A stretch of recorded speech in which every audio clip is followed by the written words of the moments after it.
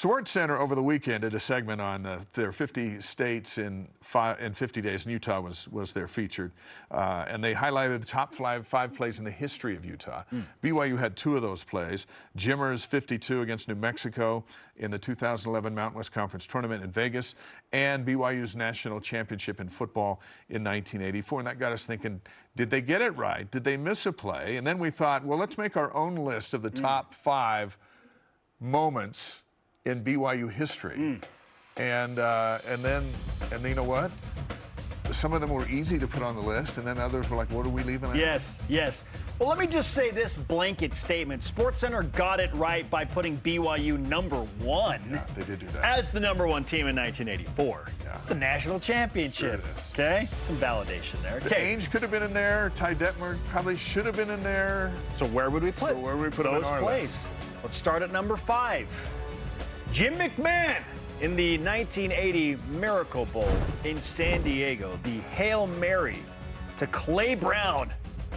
Cougars trailed SMU 45-25 with less than 4 minutes to play.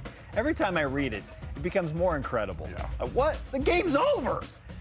They erased a 20-point deficit and won 46-45 with that Hail Mary catch. BYU's first ever bowl victory, too. They hadn't won, Dave. This play's probably the most watched moment in the history of BYU sports. The toss, the Hail Mary. We've seen it over and over and over. We've seen it on ESPN forever. We'll continue to see it forever. If there was one play, and we're going to talk about another one we've seen a lot, but we've seen this one.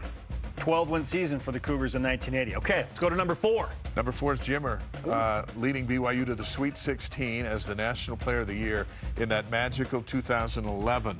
Jimmer mania took over college basketball like we'd never seen before. Cougs went 34-8. He averaged 28.9 points a game. National Player of the Year, joining Danny Ainge as the only players to do that. And then he marched the Cougars to the Sweet 16 for the first time since Ainge did it 30 years prior, and for just the second time in program history. Jimmer mania is number 4 on our top 5. Yeah, to me, the game against Gonzaga, which pushed BYU into the Sweet 16 for the first time in 30 years, that was the moment. SportsCenter went with his 52 against New Mexico, which is the BYU record. Fantastic. Incredible performance. To me, it was Jimmer versus Gonzaga as the exclamation point of that magical season. All right, number 3. Number 3, you mentioned it a minute ago. The Heisman Trophy winner, Ty Detmer. BYU, in their second game of the season, take down #1 ranked and defending national champion Miami. There's the play with the tackles colliding. It's a Miami team that finished number 3 overall that season. Then they won it the next year. That was a good team. Wins the Heisman, the hug with Lavelle. That is number 3 on our list. Detmer passing for almost 5,200 yards and 41 touchdowns. I mean, he broke so many NCAA records that season. Well deserving of number 3 right there. The concept of a BYU player being crowned as the best college football player in America over all those power conference teams. You know, we've only seen it one time. That's how frequent it happens. It happened with Ty. Here's number 2 on our list, on our top 5. Yeah, we're going back to 1981. Here it is, Danny Ainge. He's going all the way. Notre Dame's got no answer for this. And it puts the Cougars in the Elite 8 for the only time in program history. And what a moment that was. One of the most iconic shots in NCAA history. Yes. Not just BYU, NCAA history.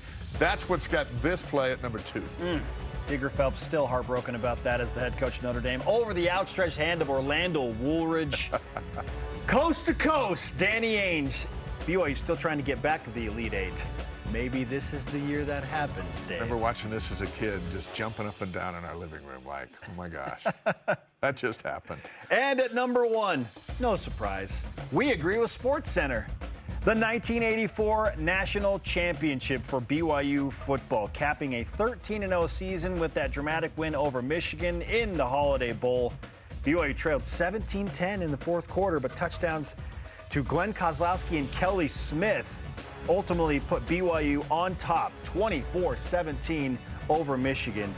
BYU, the last team not from a power conference at the time to win a national championship. So does that stat now not count because BYU is in a power conference? I think it's still relevant. It still counts.